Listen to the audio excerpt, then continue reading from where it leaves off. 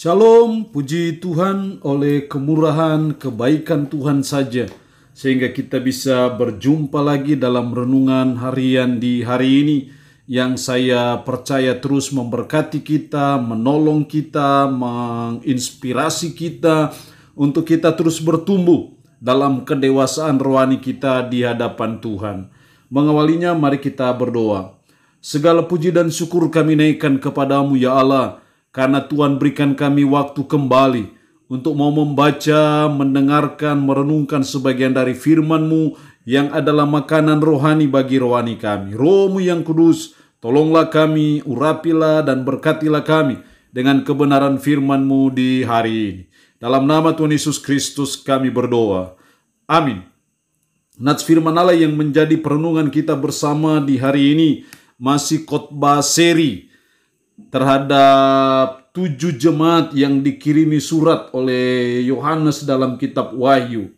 Sekarang kita kepada jemaat di Pergamus dari Wahyu pasal 2 ayat 12 sampai dengan ayatnya yang ke-17. Secara khusus saya akan baca ayatnya yang ke-17. Siapa bertelinga, hendaklah ia mendengarkan apa yang dikatakan Roh kepada jemaat-jemaat. Barang siapa menang, kepadanya akan kuberikan dari mana yang tersembunyi, dan aku akan mengaruniakan kepadanya batu putih yang di atasnya tertulis nama baru, yang tidak diketahui oleh siapapun selain oleh yang menerimanya. Demikian kebenaran firman Allah di hari ini, yang intinya kembali berbicara mengenai menjadi umat pemenang. Bagian yang ketiga, Tuhan mau sebagai anak-anaknya, sebagai tebusannya yang dia sudah tebus dengan darah yang mahal di Bukit Golgota, supaya kita menjadi umat pemenang. Kita tidak boleh menjadi umat yang kalah. Kita tidak boleh menjadi umat yang jadi permainan dari pergumulan, persoalan, kesulitan hidup, sehingga kita lepas dari putus asa yang satu kepada keputusasaan yang lain, kekecewaan yang satu kepada kekecewaan yang lain. Karena itu tandanya kita adalah kalah. Bukan umat pemenang, tapi umat yang kalah. Karena itu Tuhan mau sebagai umatnya, mari kita belajar supaya kita menjadi umat pemenang. Sekali lagi diulang dalam pasal 2 ayat 17 tadi, barang siapa menang, kepadanya akan kuberikan dari mana yang tersembunyi, dan aku akan mengaruniakan kepadanya batu putih yang di atasnya tertulis nama baru. Barang siapa menang. Artinya bahwa Tuhan rindu supaya kita menjadi umat pemenang, karena ada suatu penghargaan yang luar biasa bila kita menjadi umat pemenang. Kepadanya akan kuberikan dari mana yang tersembunyi, dan aku akan mengaruniakan kepadanya batu putih yang di atasnya tertulis nama baru yang tidak diketahui oleh siapapun selain oleh yang menerimanya. Suatu penghargaan yang luar biasa, suatu apresiasi Tuhan yang luar biasa bila kita menjadi umat pemenang.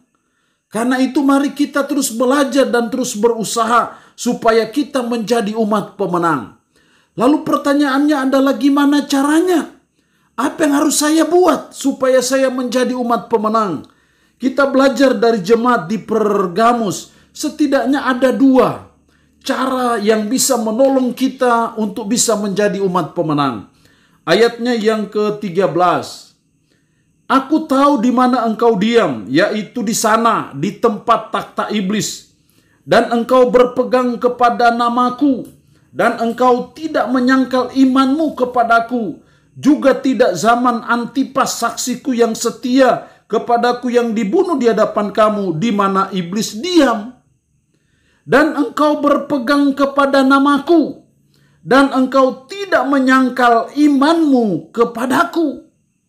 Jadi jemaat Pergamus berpegang kepada nama Tuhan, dan juga tidak menyangkal imanmu kepadaku, kepada Yesus. Walaupun dia mengalami suatu penderitaan dan kesulitan, tapi dia tetap teguh dalam iman. Di sini saya melihat bahwa menjadi umat pemenang, yang pertama kita harus punya iman yang teguh kepada Yesus. Seperti jemaat Pergamus, engkau berpegang kepada namaku dan engkau tidak menyangkal imanmu kepadaku. Itu menunjukkan iman yang teguh, iman yang kokoh, iman yang kuat kepada Yesus Kristus. Makanya mereka berpegang kepada nama Yesus dan tidak menyangkal nama Yesus. Dan saya percaya ini yang menempa kita, membuat kita untuk menjadi umat pemenang. Iman yang teguh kepada Yesus Kristus. Iman yang teguh itu tidak lahir, tidak turun dari langit. Iman yang teguh adalah melalui suatu proses. Dari memahami kebenaran firman secara baik, secara benar. Ditempa dengan pengalaman-pengalaman hidup kita bersama dengan Tuhan. Disitulah melahirkan iman yang kokoh. Iman yang teguh. Jadi iman yang teguh bukan dilihat karena berapa lamanya kita mengikut Kristus. Iman yang teguh bukan dilihat karena berapa gelar, berapa kedudukan yang Anda punya, bukan di situ. Iman yang teguh itu diproses karena memahami firman secara baik dan benar, karena iman itu timbul dari pendengaran akan firman. Melalui pengalaman hidup bersama dengan Tuhan, disitulah melahirkan apa yang namanya iman yang teguh kepada Yesus Kristus, dan itu yang menempa kita menjadi umat pemenang. Tapi tanpa iman yang teguh kepada Yesus, tidak mungkin kita bisa menjadi umat pemenang.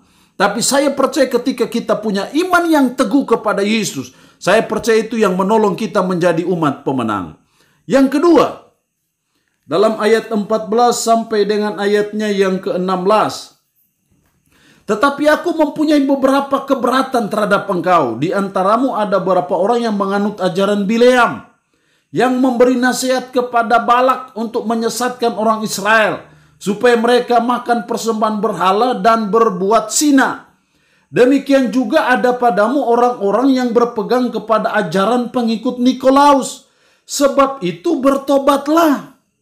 Jika tidak demikian, aku akan segera datang kepadamu dan aku akan memerangi mereka dengan pedang yang di mulutku ini. Sebab itu bertobatlah. Sekalipun jemaat di Pergamus punya iman yang teguh, tapi ternyata ada kehidupan-kehidupan mereka yang tidak benar, yang tidak sesuai dengan firman, yang bertentangan dengan firman. Di antaranya ada yang menganut ajaran Bileam, yang memberi nasihat kepada Balak untuk menyesatkan orang Israel, supaya mereka makan persembahan berhala dan berbuat zina. Karena itu Tuhan berkata, sebab itu bertobatlah. Karena kalau kamu tidak bertobat, itu ibarat benalu dalam tanaman yang akan merusak kamu. Sehingga akhirnya tidak bertumbuh dengan baik. Dengan kata lain, tidak bisa menjadi umat pemenang. Karena itu supaya menjadi umat pemenang, kita harus bertobat dari cara hidup yang tidak benar. Dari kelakuan kita yang tidak benar, dari pola hidup kita yang tidak sesuai dengan firman, kita belajar bertobat. Kita belajar meninggalkannya. Maka itu menolong saudara dan saya untuk menjadi umat pemenang. Seperti seorang pelari maraton, tidak mungkin dia berpakaian seperti tentara, punya pakai sepatu tentara. Karena itu akan menjadi beban penghambat untuk menghalangi dia dalam berlomba sehingga tidak bisa jadi pemenang. Dosa itu ibarat beban yang menghalangi kita sehingga kita berlomba terbatas dan akhirnya kita tidak bisa jadi pemenang. Tapi saya percaya ketika kita terus mengintrospeksi diri, mendiagnosa diri, mengevaluasi diri, dan kita menemukan ada cara hidup kita, ada kelakuan kita, ada pola hidup kita yang tidak benar, yang tidak berkenan kepada Allah, dan kita mau bertobat dari dosa-dosa kita, saya percaya itu menolong kita menjadi umat pemenang. Allah yang punya firman ini memberkati kita dengan firman-Nya di hari ini. Amin. Mari kita berdoa. Puji syukur untuk kebenaran firman-Mu di hari ini, yang kembali mengajar kami, menasihati kami menjadi umat pemenang. Tuhan, kami rindu menjadi umat pemenang. Karena itu tolong kami supaya kami punya iman yang teguh kepada Yesus Kristus.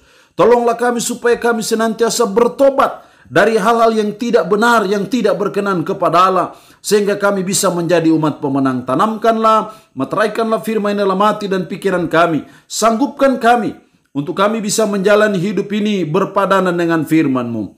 Hamba mohon berkat-Mu bagi umat-Mu yang boleh mendengarkan renungan harian di hari ini. Berkat kekuatan, berkat jasmani, berkat umur panjang Tuhan berikan.